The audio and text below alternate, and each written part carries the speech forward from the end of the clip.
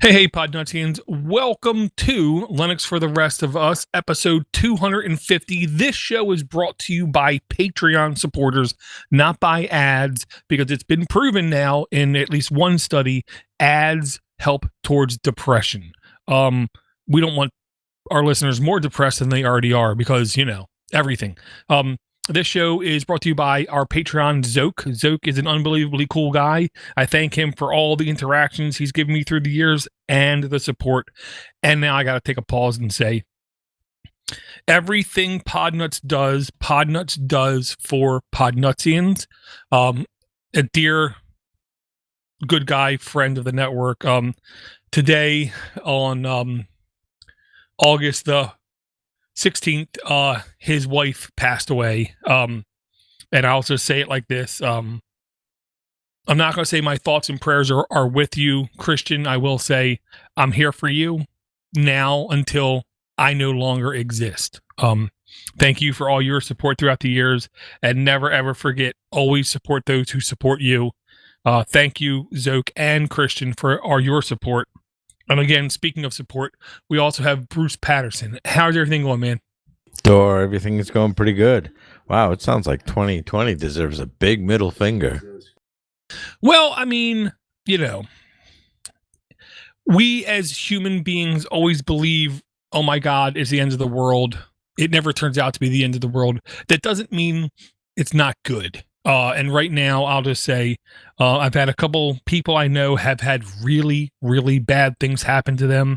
And all I can do is just offer support and offer, communication, offer someone to talk to. I will say in my 30 plus years when I was born to 30 years old of not talking, I learned listening is incredibly valuable. And it's the only way that you learn. You never learn anything from talking except how stupid you sound. So listening is a great trait, especially when someone just needs to vent. Oh, absolutely. Absolutely. Speaking of listening, actually, one of our listeners, Chris Ferguson, we were talking about DuckDuckGo and a couple of search engines a couple of shows back. And he wanted to mention that to get good search results without ads in DuckDuckGo, just simply put an exclamation point, lowercase g, ahead of your search string. He said, try it. You'll like it.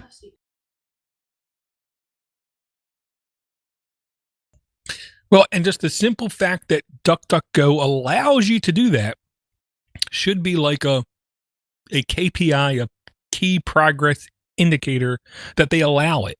And if you don't do it, well, then it's your own damn fault. So I'm okay with a company making connections with other people to try to butter their biscuit, if you will, but then allowing you as the end user to just put a simple little thing in your search query and then completely obfuscate those ads. So I give DuckDuckGo a thumbs up. Well, surprisingly, around here at least, on the Bloomberg network, they've been advertising. And that's usually a little unheard of. So I'm hoping that that's generating enough money, but apparently not enough to save some of the jobs over at Mozilla this past week. Well, I will say this. I got, in the most nicest possible way, which I'll say in 2020 seems incredibly rare again. I got educated on our Discord server to please take a look at the Mozilla company versus Mozilla Foundation. Two completely different entities with completely different goals. One is, I don't want to say profit driven, but corporate driven, enterprise driven. The other one is free Libra information driven. And they're not the same thing. They're two different companies. They kind of blamed the COVID for their terminations. They kind of also said because of COVID, they've had to repivot, redo some of their short-term goals. What I hope is that they got rid of those 250 people. Hopefully, maybe they can bring some of them back, and hopefully they can maybe hire even more people, because they did also renew their deal with the Goog to be the default search engine in Firefox, which I want to say is going to bring them, if I read correctly, something like $200 million a year. Yeah, It's probably pocket change to Google. Well, what isn't pocket change to Google is what I will say. Yeah, and I do have a link. This is a weird site. I'm not gonna lie, people. G-Hacks is a site that has been appearing more and more in my stream and feeds. I don't know why, but G-Hacks has Google and Mozilla to extend search deal according to reports, and it's between $400 and $450 million per year for the privilege of becoming the Firefox default search engine. Now, this was days, at least 5 to 6 days after Mozilla had no choice but to let 250 people go. Hopefully, some of those people now are able to come back. That's all I got to say. Well, I know that a few things, it looks like the outlook for some companies are not as dire as it was initially said. In fact, there was actually a report even today for the esteemed Harvard University. They initially had told the school that they're going to have to cut 3% off of the 5% endowment that they released to the school. And because of the numbers looking a lot better, they said, nope, we changed our mind. We're giving you the full 5%. So no jobs are lost, at least for the Ivy League school. So there is a silver lining for some folks. Well, and I did say at the very beginning of this, and if you don't believe me, I don't care. I did say right now is the time to invest because certain companies are going to make a killing because they're going to be the ones who are able to pivot quick enough and make the right decisions and make money because it is a great opportunity event.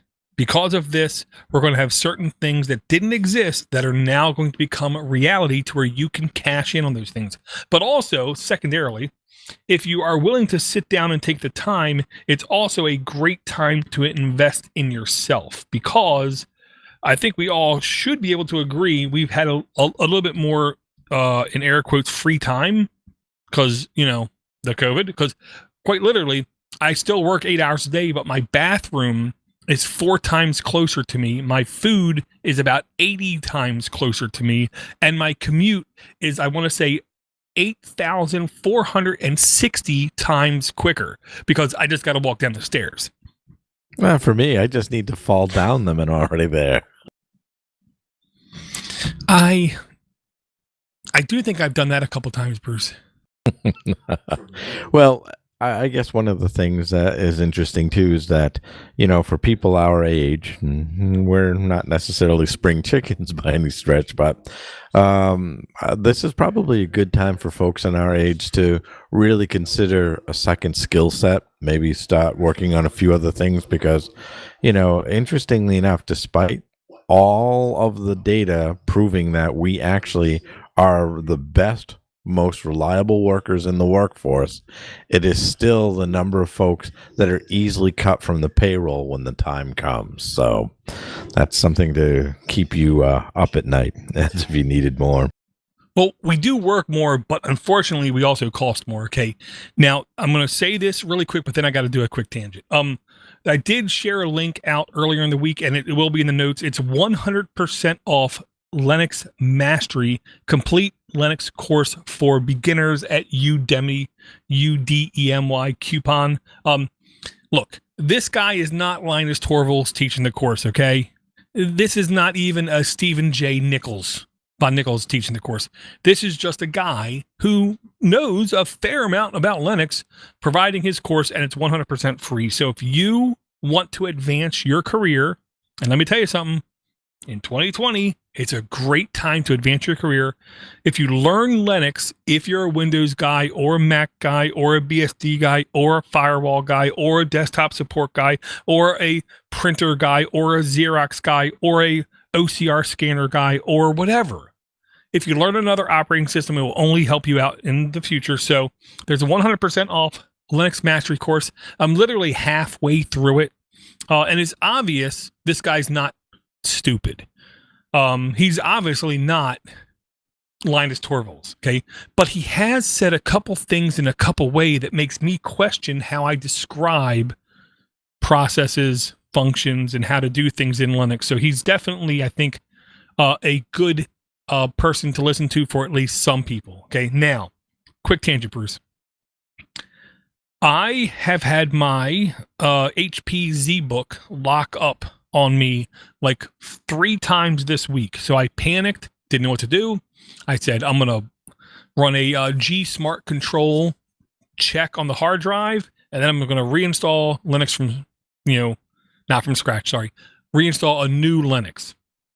Well, I just heard there was a new point release for the Ubuntu's, which is what I run because it's stable as hell. So I said, I'm going to run 2004, which is the latest LTS. I install it now. I don't need to worry about it for like 5+ years.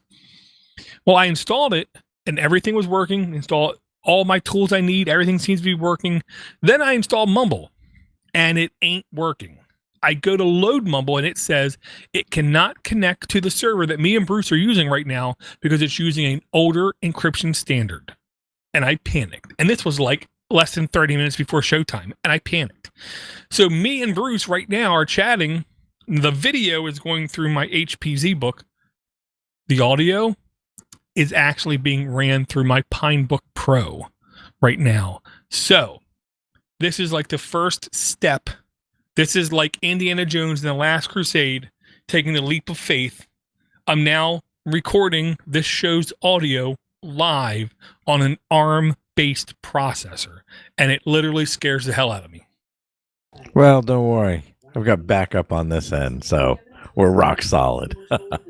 Well, any podcaster worth his weight in salt, which I did a lot of education on that term right there. There's a lot of history in that term, worth his weight in salt.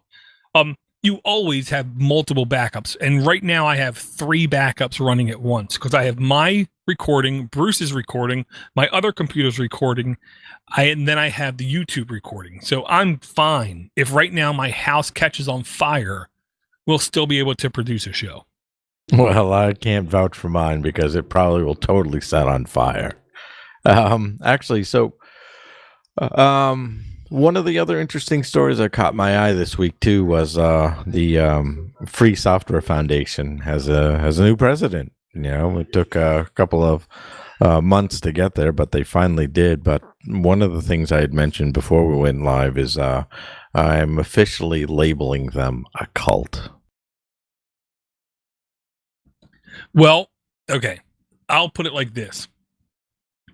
A lot of definitions in the English language are loosey-goosey. And what I mean by that is, like, for instance, if you take a look at the definition of the word pandemic, it's extremely loose. There is no like number of people that need to die or number of countries that need to be infected or anything. So technically the common cold could be a pandemic because it infects multiple countries, and people who are really sick who catch it could pass away from it. It's weird, I know.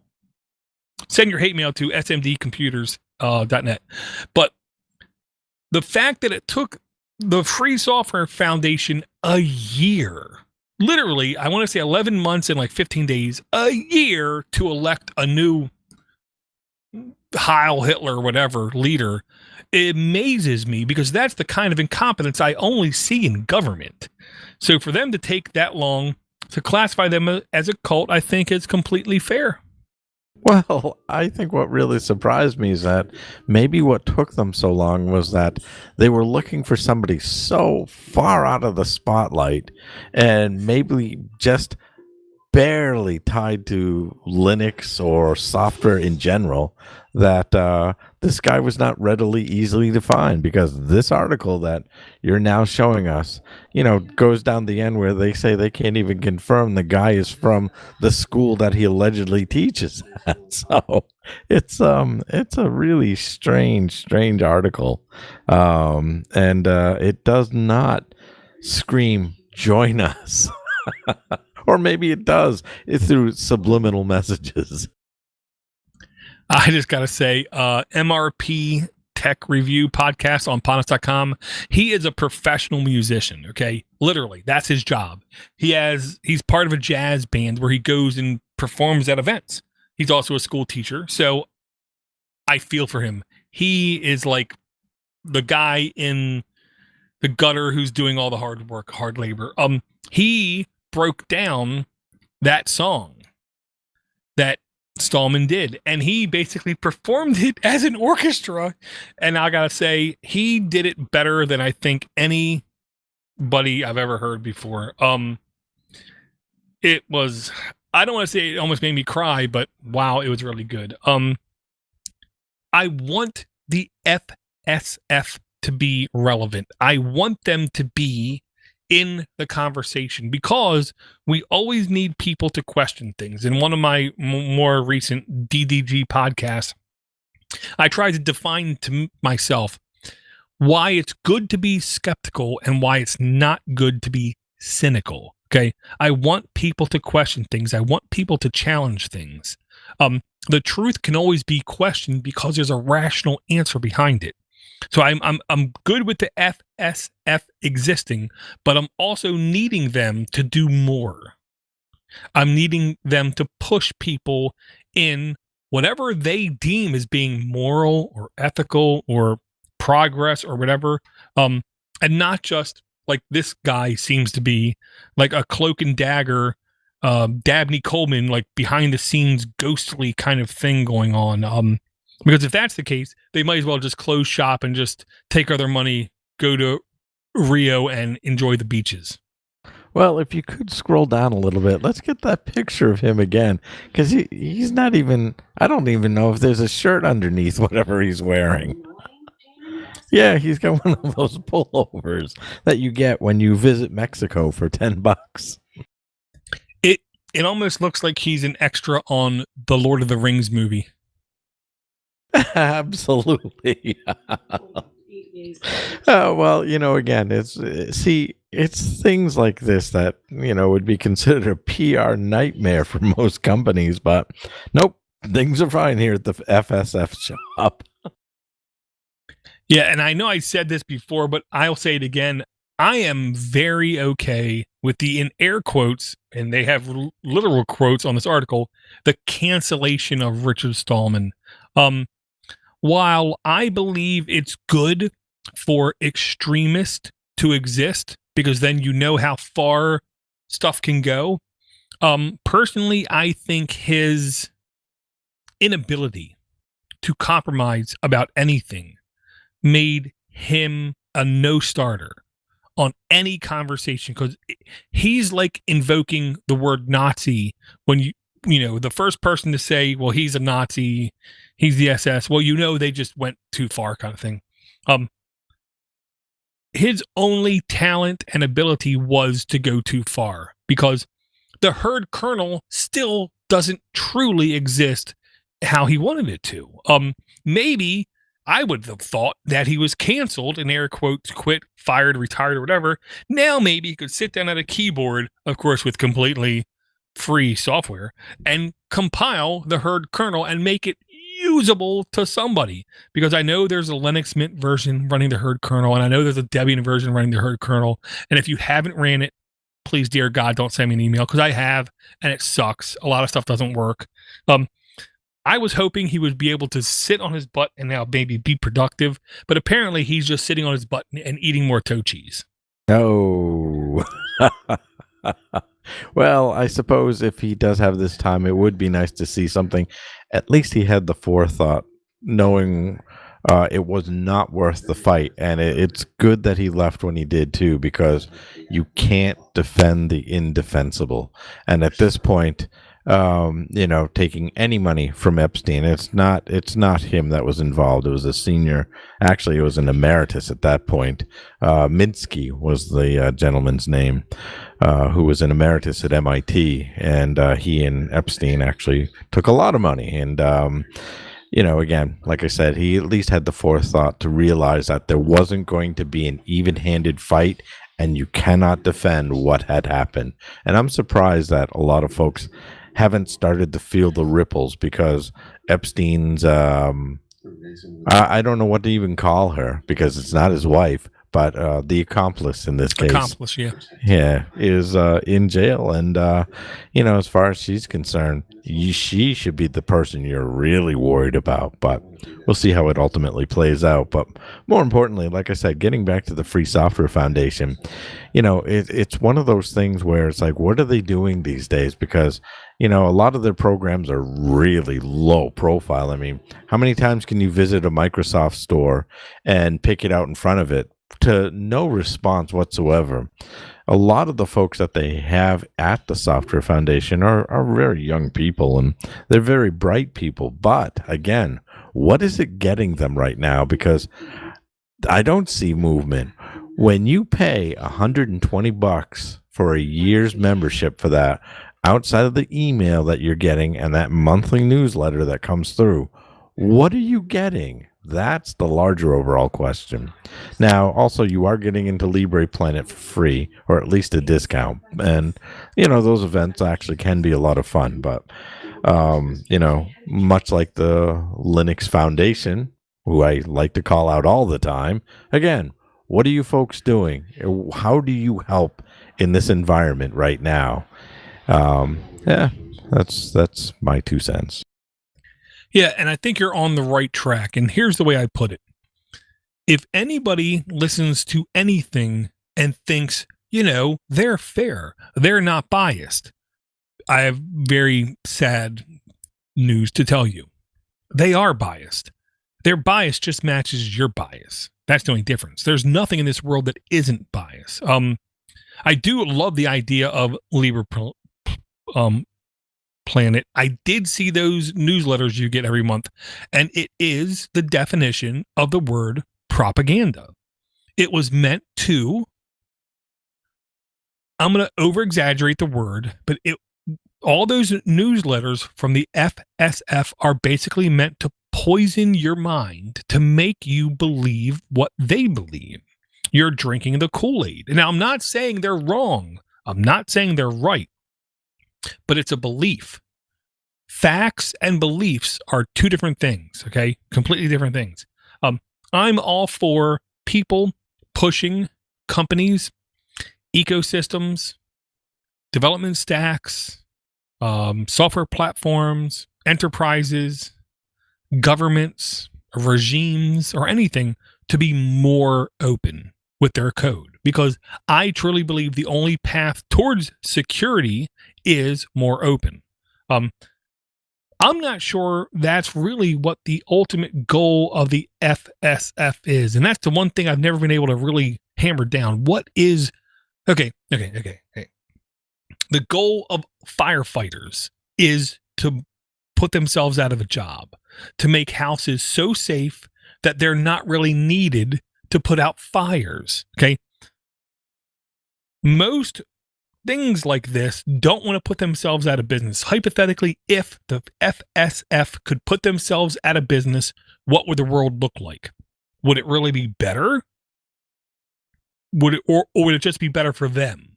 And these are the kind of questions I can't answer. But I want to know what would make them say, okay, well, I'm wiping my hands, my job is done, we have nothing more to do. What would the world look like? And who would actually benefit from it? Well, the other part about it, too, is that you have 2 arms of the FSF. You have the American, United States one, and you've got the one over in Europe.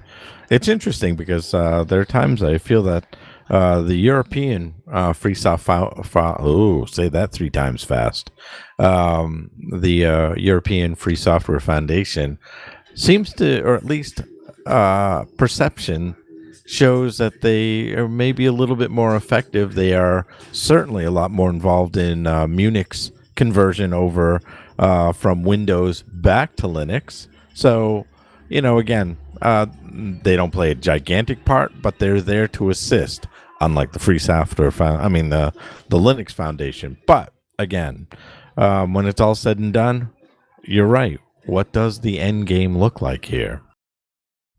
Well, and if you don't have an end game, then I don't care. I'm not going to listen to you. I'm not going to partake in you, because the fight has to have a goal. It has to have an ending. If you're never going to be satisfied, well, then I might as well marry you and call you my wife. Well, that's certainly a way to go about it, I suppose. I know, All right. but the difference is I love my wife and she'll do a lot for me, where the FSF does nothing for me. Absolutely. All right. Well, I've certainly taken that mule and beaten it into submission. What are some of the other things you want to follow up next?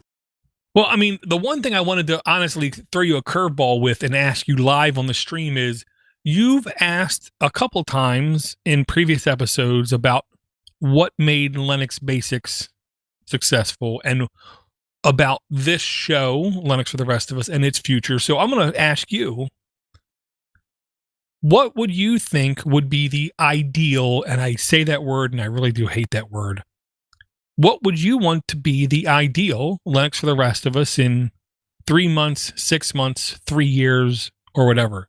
Because I will say this, while I am like the backbone of this show, I have no backbone. I enjoy camaraderie more than I enjoy dictating what something should be. So if Bruce or Jonathan, who can't be with us tonight, wants this show to go towards a certain tangent, then I'm completely on board, like a surfer in California after just getting half baked and just having fun. Well, I think one of the things that I really thoroughly enjoyed was the fact that you got a lot of like-minded people who had a place to go on a Friday night, and there were a lot of. It didn't even have to be a question of the day and just going through. It was actually a very informal lug where, again, a lot of like-minded people sat together and just talked about technology. And actually I think a lot of it is based off of your enthusiasm for the things that you brought, but everybody else brought something valuable to the table too. I mean, John Newstetter's insights for things, Josh with phone stuff. He was very big with that. I just think that there was so many ways to go about it. I mean, one of the people that we missed a lot was Reg Edit. When it came to talking about code and databases and things like that, I mean, you really couldn't beat that. I mean, we had a really good thing going here. And I think that that can exist again, growing it organically. And then maybe, I think figuring a way to put down the clamps when one of us gets a little bit out of control.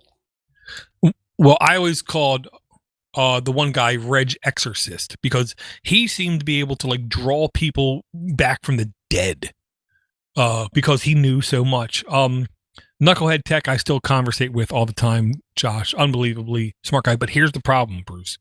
Everybody I communicated with back then has developed their skills, developed their traits, developed their talents into such a thing that now they have no time to do anything except work or family.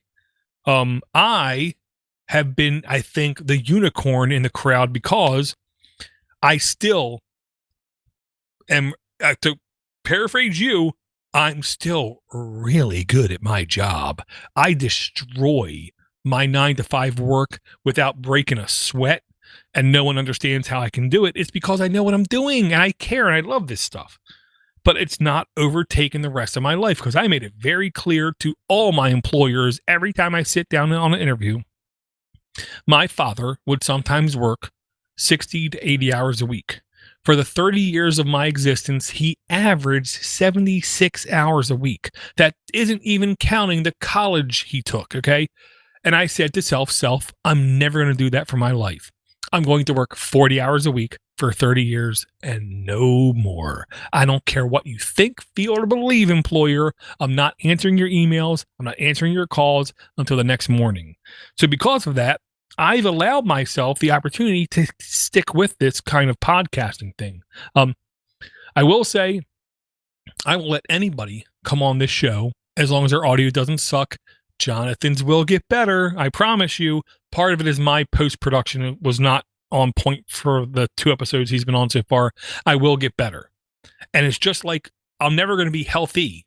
Okay. Cause it is an unrealistic thing to shoot for, but I have told my doctor I will be healthier. Okay. Jonathan's audio will be better. It's not going to be the best ever, but every time he comes on the show, I hope it gets better.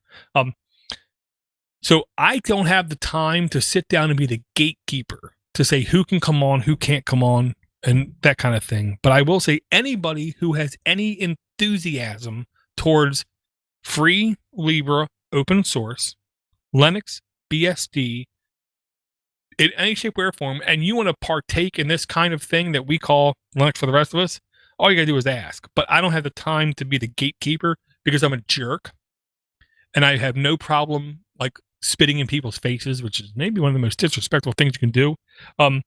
Because I hate to say it, I'm old and I know things, and I know what's right, I know what's wrong, I know what's truths, I know what's facts, I know what's beliefs. But if you want to just talk Linux, then the doors are wide open. Well, so are you saying that if all things being what they are, if we actually were interested in setting something like this up again, you'd be on board? I'm on board for anything. Literally, Bruce, every couple weeks I sit down and I like on a scratch pad, I put out another podcast idea. I've told more than a couple people, look, if you want to do a podcast, just let me know when to show up. I don't even care what the topic is. If you're looking for someone to just communicate with, challenge ideas, expose the ether that surrounds us all kind of thing, then I'm game. Especially if we don't get to talk about religion, we don't talk about politics, and we don't talk about sex. That was the rule on Linux Basics, and this was back in 2008, I want to say. You could talk about anything, but not about religion, because as soon as you open your mouth about anything religion-based, even if it's Thor, even if it's the spaghetti monster on the other side of the sun, you're going to find people that hate you and want to kill you over it. You never talk about religion. You never talk about sex. You never talk about any of that stuff because you will endow with a certain amount of hate. If you want to talk technology and free, Libra, open source kind of things, I'm game. Well, I think one of the other things that we'd also need is we would need a producer. I can't stress how important it is to have a third party involved in a way where you need somebody to direct traffic. That's one of the things, because, for example, right now you're totally carrying the show, everything from the recording, the stream, backups, the whole 9 yards, even editing it down, and coming up with the links. Now, over time, I know that's got to wear things down. And, that's one of the reasons why I think that, getting more people involved in that's what I'm really looking at. How do we get more people involved and interested in this kind of stuff? I mean, it's out there. I mean, you can go to Reddit and see all these subreddits on various Linux distros, and you only need to go to Linux questions, to see that it's after all this time, that forum is still going as strong today as it was even back in the Stone Age. So it's just a matter of coordinating it. If we can find somebody who acts as an event coordinator, we're effing gold. Yeah, Alton Brown, who I think is a great entertainer, said organization will set you free. And I think he's right. Now, the two quick tangents. I literally thought of doing a podcast, Bruce, of linuxquestions.org, where all I do is I just scour new postings for the last week that I don't think were answered properly and just read off those questions. And then that was it. And just end the podcast, because there's never ending supply of people with interesting questions on that website. 2, there's a link I have to mention, because if I don't mention, it's not going to be at the top of the notes, because I've always tried to put at the top of the notes the links that I mentioned. If you like money, I like money. Hi, my name is Door Geek. I like money too. There's an article over at, it's actually OS Tech NIX, okay, and it's about Virt Builder, VIRT-Builder. Here's the long and the short of it. Okay, we have all these hyper-convergent solutions. Wow. Just saying that, I think I lost a couple IQ points. Hyperconvergence is the technology that lays between virtualization, SANs, LANs, and web pages, to where it allows people who don't know exactly how everything works to manage virtual high-end infrastructure. That's the best way I can put it. Okay. Every single one of these tools that I've seen, that I've gotten access to, that I've gotten a shell on, you know what I mean? I got access to that I shouldn't have. All of them are running VirtLib. VirtLib is one of the most powerful, potent virtual manager, virtual operating systems type ecosystems. Okay. So if you know libvirt and you understand how virtual machines interact with your hardware, if you then learn how to quickly build virtual machines using Virt Builder, I guarantee you this: you can get a job paying easily $140,000 to $180,000 a year and do 40 to 60 hours worth of work in less than 6 to 8 hours. I dug into this command and I can tell you right now, this is the kind of dog and pony show. This is the kind of dancing you can do on stage that people will throw money at you incessantly, because it's painfully obvious if you know how to build these kind of virtual machines in a semi-automatic fashion, you guarantee yourself a high-paying career for at least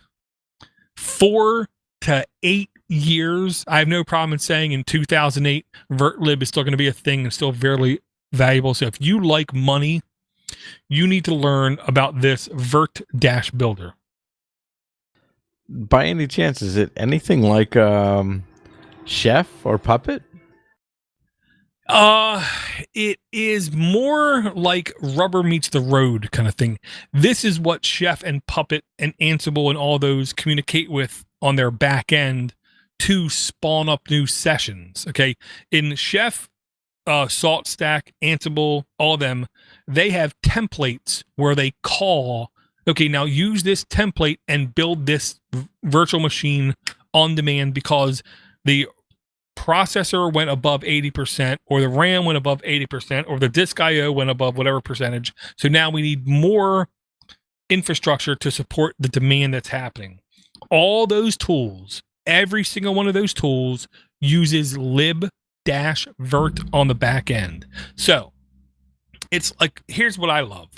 When I work my 9 to 5, I love calling a user, a group, an administrator, or a vendor on the outside and say, hey, I see you're having a problem with this, before they contact me and tell me there's a problem with my system.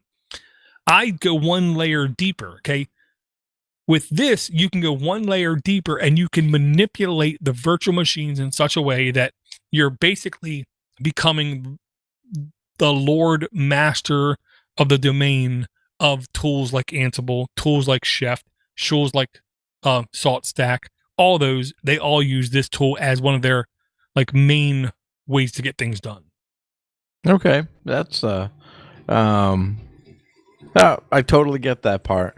You know, over the years, one of the things that is really big is automation, and for something like this, yeah, the more you know, the more money you make. Yeah, I think the magic word I use is orchestration. It is automation, but it's automation on a massive scale, whether it be, and it's really hard for me to express this in an audio podcast, whether it's horizontal or vertical. Horizontal means you have more IP addresses, more servers, more infrastructure supporting it. When you do vertical, you're basically just giving more resources to each individual unit. Using this kind of technology, you're able to incredibly control the horizontal and push out incredible amounts of infrastructure instantaneously. Okay. All of these tools that they use for their hyperconvergence takes time to process things. Where if you have the right monitoring in place and you know what you're doing, you can outgame the game. You can do better at managing your infrastructure than any hyperconvergence tool can ever do. This is the kind of way that you can get literally hundreds of thousands of dollars a year and literally retire from your job before you're like 40. Because you understand these kind of concepts and ideas so great. So I said it like 10 years ago. If you want to learn Linux, you're guaranteed money. If you want to learn security, you're guaranteed money. Today in 2020, if you learn tools like this Virt-Builder, you're easily 3 to 6 months ahead of anybody else. Well, and just to give folks an idea too, so if you're a Windows administrator and you have a Linux background too, you can start commanding salaries of 170 and up, because I know that, the place I work at is an educational institution, and they're not even going to meet that. That was the requirement we got from a couple of the candidates when we were advertising a job like that a while ago. Ultimately, we decided to drop the Linux part and just get a Windows admin for 120. Now, one thing that I'd like to be able to explore at some point too is looking at AWS and Linux. But we can have a conversation about that shortly. I'll be back in 1 second, Bruce.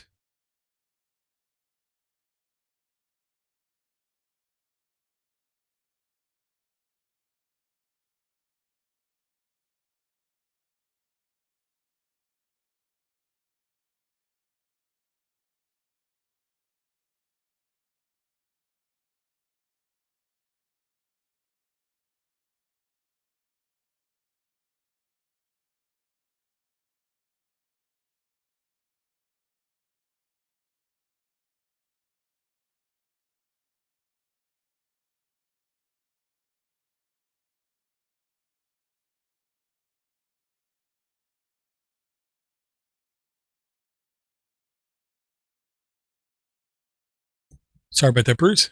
No, not at all. Okay, what I'll say is like this. I'm okay with talking about AWS. I'm okay with people learning AWS. I'm okay with people using AWS. But do you remember, see, because you're like older like I am, do you remember Acme Supermarket? No, I don't, but go ahead. ACME. Okay, I know up in the northeastern part of the US, they're not franchise friendly, is the way I'll put it. There was a chain of supermarkets back in, I think, the late 70s, early 80s called Acme. Okay. And everybody swore these people are a monopoly. They're going to take over the world. There was congressional hearings how you have to kill these people because they're going to ruin all job, all employment, they're ruining capitalism. They're just going to destroy everything. And then if you just sit back and let time take their course, they become incredibly irrelevant.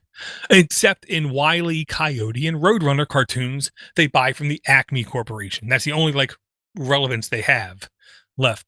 I'm good with people learning about Amazon. I'm good with people using Amazon like a tool that they are. But I'm pretty sure that it's not going to, in the history of, in the anvils of time, Amazon, EC2, Elastic Cloud is going to be a blip and just go away.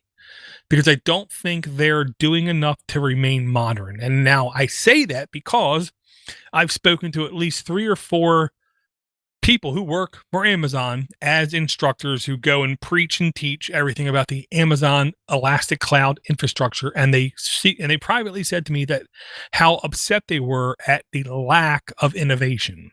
How the system I'm teaching is the same system that's been around for 4+ years now. 4+ years ago, they were 7 years ahead of everybody else. So I understand the fact that they didn't feel the need to innovate, but every single second that passes, they need more to innovate. And as of right now, they're not doing it. It's a great infrastructure to use as a tool for your career. But I encourage people, don't rely on it being around for any length of time. You need to be smarter than them. Well, the reason why I brought it up, and your point, very valid. In fact, one of the things that we generally see a little more than we should are outages, because one of the reasons why people joined AWS is to avoid them. And it's interesting because, like I said, I think in the last year, I can name three separate times where an outage has occurred, and not because of fallbacks or anything like that, but let's face it, the service was down, and for our business that could be costly depending on the time of year. Moving along, though, the whole point of this was that I'm interested in exploring Linux on that platform, because another platform that we'll probably be looking at maybe in the near future too, oddly enough, would be Azure, Microsoft's version of the cloud, because with the announcement of collaboration with more open source software and projects, that's a thing now. And it would be exciting to move the conversation to those where it is. But you're right, in the end, these are just blips in the small, long run that is history. But again, for now, it's relevant for the folks who are working. I can't think of a business out there right now, outside of even maybe a mom and pop store, that isn't in one of the major cloud platforms, whether it be Azure or AWS. I'm sure at some point, IBM and their collaboration with Red Hat are going to offer. And again, we spoke about this a couple of months back, but IBM has changed their point of view. They want to innovate. They want to be the leaders now, not following up on things and not playing the catch-up game. So this could be a very big year, and I don't know. We'll have to see how that plays out, but we'll keep an eye on IBM. Give me one more second, Bruce.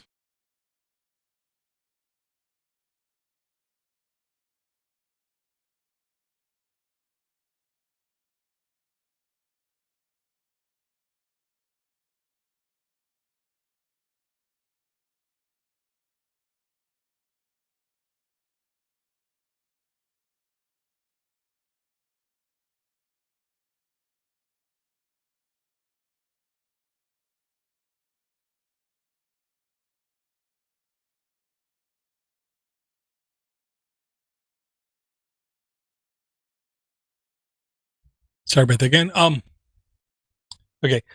I love the fact, I just read a couple articles how Amazon is looking at taking over some insane percentage of malls, because malls are dead.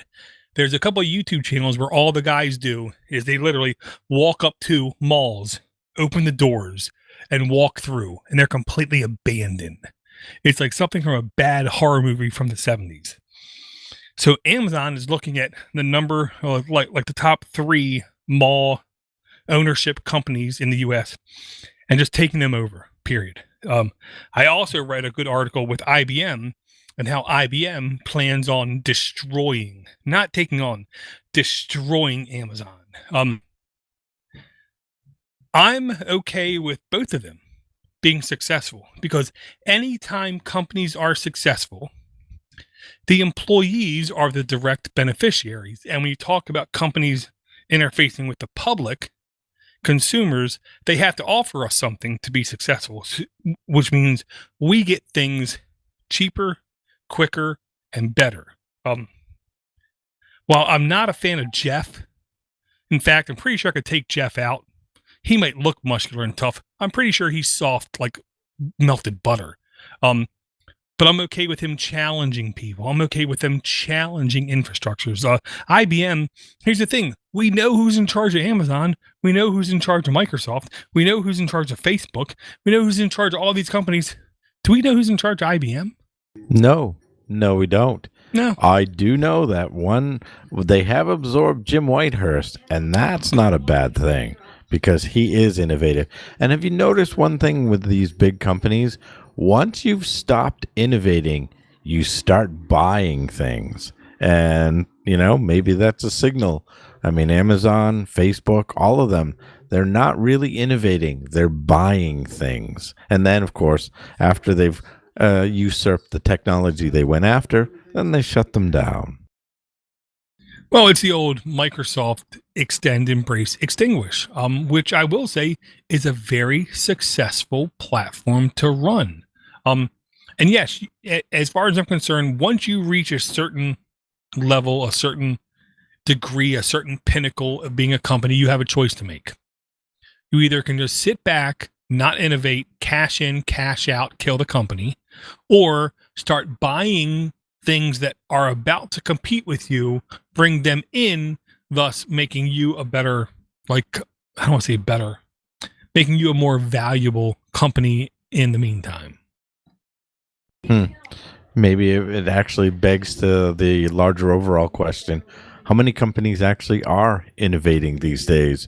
And maybe that's the root of our economic problem.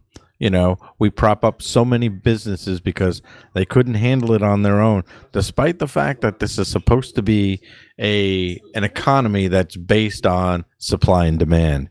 It is nothing to do with this. Adam Smith would not recognize our economy today. We run into a deficit, we start printing money. You know, there was a time there used to be a cost with that, and now they say the government can print as much money as it wants, and inflation will not hit us. So that tells you a couple of things have gone wrong, and your faith in the paper dollar as well. God, I love you, Bruce. Yes, Adam Smith would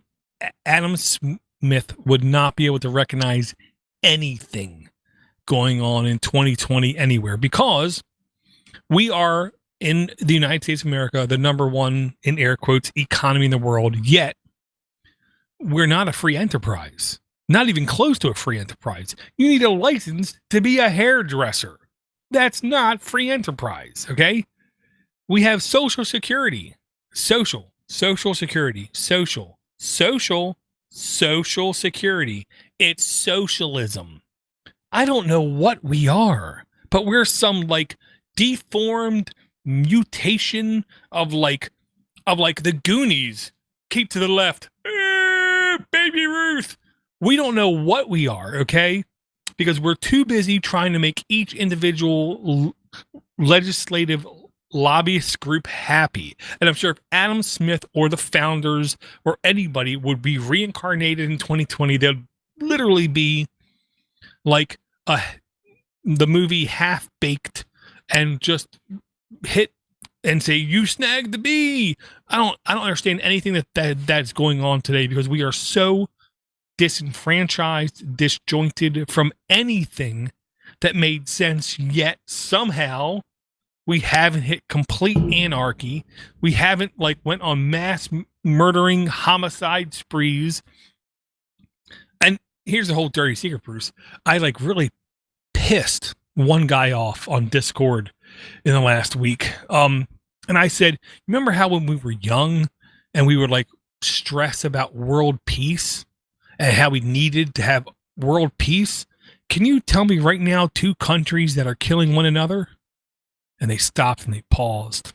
And I said, are there actually 2 countries right now killing each other? Because I don't think so. I'm sure we have, arguments. We have revolutions happening inside of companies like Belarus or countries like Belarus, but we don't have any actual wars going on. Maybe right now we are in the best time of world peace that's ever existed. That could very well be, but we're also on the cusp of some very serious skirmishes, because there was actually an interesting conflict between India and China, of all things. Ding. Then, of course, Laos had reported that there were 260 China shipping vessels outside of their fishing waters.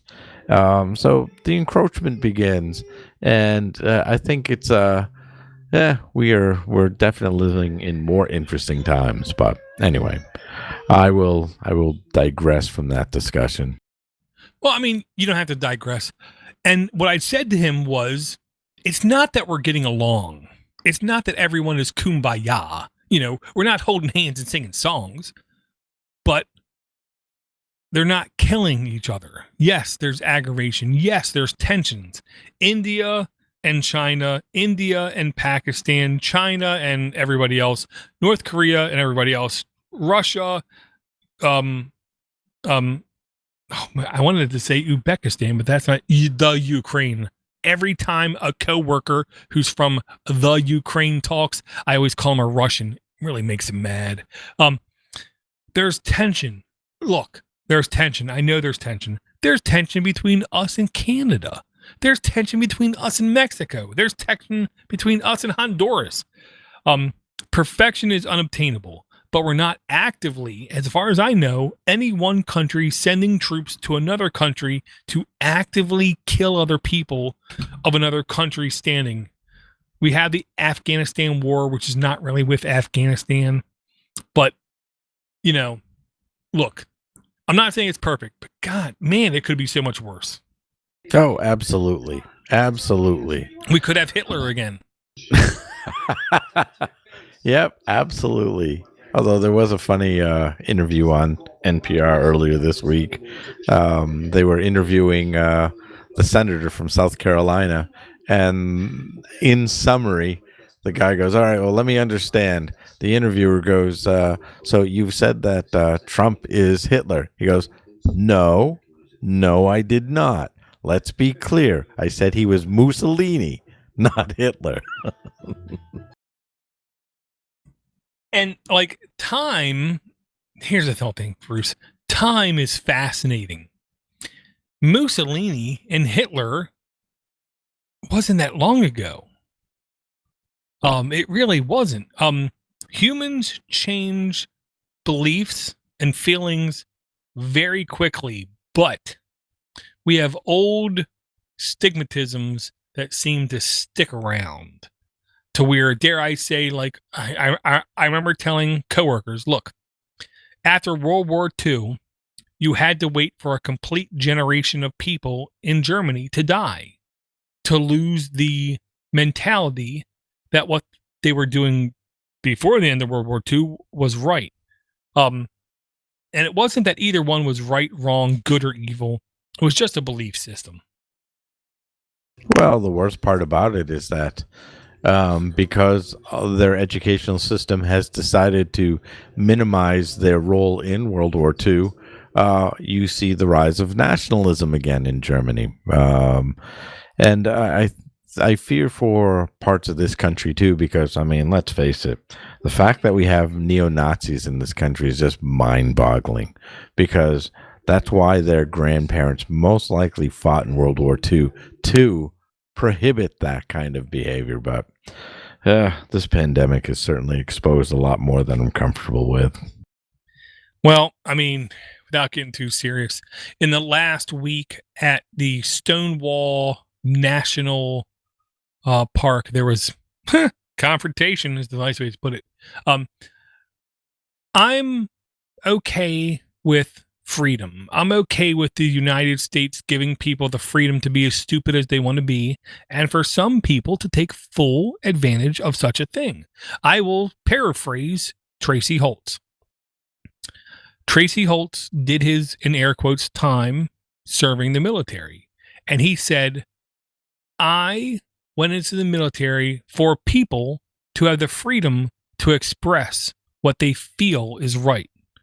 It doesn't matter if I agree with it. It doesn't matter if I think it's right. I'm okay with free speech, and I really got into a shouting argument with my wife. I don't like censorship on any level, because I like to be able to identify as quick as possible people who are racist, people who are jerks, people who are immoral, people who are unethical. And you only get like that incredible quick clarity when you have incredible freedom of speech. I'm okay with people saying stupid things. I'm okay with people saying ignorant things. I'm okay with people saying the wrong things. But their freedom to say it stops at my ear. That's where I'm a libertarian. I also have the right to say something back to them, which just means, a lot of things end up in shouting matches. Well, and I think that's the biggest problem. We've forgotten how to talk to each other. We've forgotten how to debate, a clean debate without yelling, because the thing is everybody has a position, whether it's right or wrong. That's why you hold debates and discussions in hopes to find a common ground. But today it's not about that. It's about divisiveness. It's about I'm right, and whatever you say I've already discounted because you're just wrong, and that's it. And there'll be no more cause for discussion, and that's where we are, both politically and even more so in even on a person to person level. Because, like I said, one thing I did not expect this pandemic to highlight was how innately racist the country is when the day is done. And I find that really disturbing because, I did not expect it on the scale in our police force. And I support the police, but holy cow, some of the stuff that, has been unearthed in the news and what you see when other folks take pictures and video of it and they post it, there's a lot of troubling stuff out there. Yeah, I mean, my dad tried to explain to me when I was younger. You take the word racism, there's not one type of racism. There's many types of racism. And there's a broad spectrum of racism. There is better racism and there's worse racism. There are people who believe, yes, they should own companies. Yes, they should have jobs, but I don't want to deal with them. That's racism. My wife, I tried to explain to her, look, if you jump ahead 200 years and you look at yourself, you're going to think, how dare that person used fossil fuels? They must have been an anti-environmentalist. Hindsight is always 2020. Don't judge people from the past as quickly as you knee-jerk reaction want to. Just because someone owned or dealt with the slave trade doesn't mean they're racist. It means they were just doing their part to survive and live. Okay. It's easy for us to look back and prejudge them. People who held genuinely good conversations, Bruce, I will say, was the TV show Firing Line with William F. Buckley, I believe was his name. I've watched maybe 3 or 4 seasons of that show, and I am shocked. I am genuinely shocked at the fact that these people genuinely disagree with each other, yet they have enough couth, enough compassion, enough dignity, enough, I don't even know what the right word is, but to just shut up and let the other person talk for a couple minutes. Some of the most eye-opening conversations I've ever heard in my life have been William F. Buckley and Firing Line, because not because I agree with them, but because I love the counter arguments I'm hearing that make me at least stop and question my own beliefs. Oh, absolutely. In fact, I find those actually a lot more interesting than a lot of the shout downs that we have on our news site today. Although I have to tell you, one of the funnier confrontations was actually not even a confrontation as much as it was an interview. Some idiot from Fox was interviewing Ted Koppel. And they asked Ted Koppel, so you think that, the stuff that I do is unnecessary? He goes, it's not only unnecessary, but it's an embarrassment to reporting. And I mean, like anything else, as you get older, I suppose the filter goes away a lot easier. So good for Ted letting Fox know that they suck.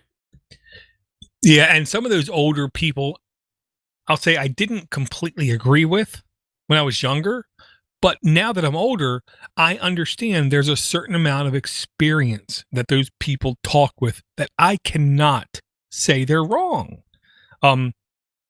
I beg that it's going to happen again, that we're going to have a place and somebody who can moderate such discussions to where we remain adult, we remain, I don't want to say friendly, but we remain civil.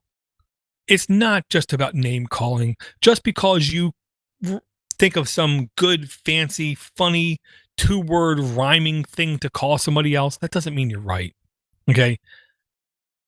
It just means you were witty to figure out some like catchphrase kind of thing. And I will encourage people to literally check out old episodes of Firing Line with William F. Buckley. If you have a hard time finding them, let me know. I can get you added to a Plex library, at least as long as Plex exists, to where you can watch them, and they are unbelievably eye-opening. All right. Well, I think at that point, I think we're at the 1 hour and 10 minute mark. So this might be an opportunity to jump off and save stuff for our next show. Okay, well, the one thing I have to mention, because Jonathan's not here, and it's a link called Cloud Encryption is Worthless. Click here to see why, which is it just like screams of clickbaity, but it's true. And the only reason I knew it was true before I even clicked anything was on Microsoft SQL servers, we have a technology we can use called TDE. I don't even know what it stands for. Total data encryption, something. I don't know, whatever. But I knew very early in its usage that it was completely worthless, because what it means is when I do a backup and I do a restoration, it's completely encrypted. Well, an attacker is never going to take a backup and restore it. So you're really only protecting the data in like 1/20th of what is considered vulnerable. There's no doubt anything stored on almost any cloud server is completely in the clear and not secure. If you use a cloud system that you cannot send a password reset to, then you have the possibility of it being extremely secure. And then I ask everybody to stop and think, tell me one service you subscribe to that you cannot send a password reset to. I'm waiting. Linux for the rest of us at a podcast at linuxfortherestofus.com. There's an extremely small handful of sites and services where you cannot send a password reset to. Those extremely small limited numbers of services are the only services that exist that have the possibility of actually being secure. Nothing else is secure. Yeah, again, I'm almost giving up on both security and my own privacy. Well, look, there's no absolute. I'm never going to be completely private, but I can choose what is public. I can choose what is private. With security, there are certain accounts, I don't care if they get pwned. There are certain accounts I try to do more due diligence to make sure they're not pwned. Well, and on that note, I've got nothing more. Okay, well, I will say if anyone wants to communicate with us directly, it's very easy. Podcast at linuxfortherestofus.com, or you can send us a voicemail at 7076 podnut, or if you want to shoot the network an email, it's mail@podnuts.com. If you want to shoot me a person an email, it's doortodoorgeek at gmail.com. If people want to follow you, Bruce, what's the easiest way? DistroWatchBruce at gmail.com.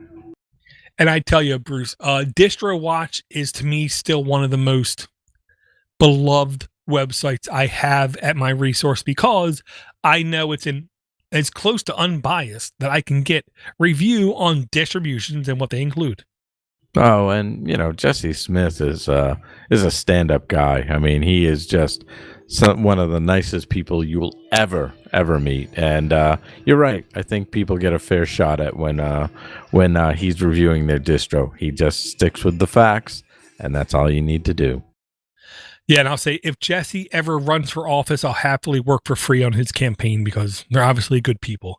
I want to thank everyone for downloading. I want to thank everyone for subscribing. And do not forget, leaving a review on any platform supports the platform. It never supports the show. If you want to support the show, share the link to an episode to friends of family that you think would actually benefit from listening to such a thing. Now, never, ever, ever forget, if you do not have root, you really don't know who does.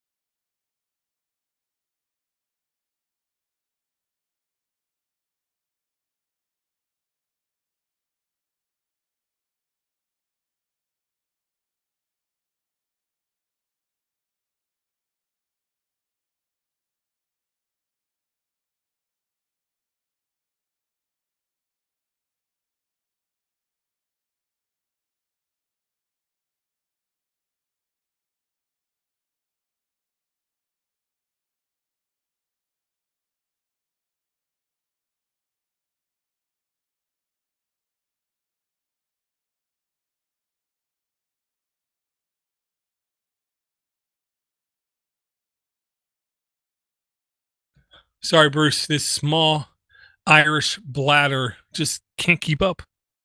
No, that's fine.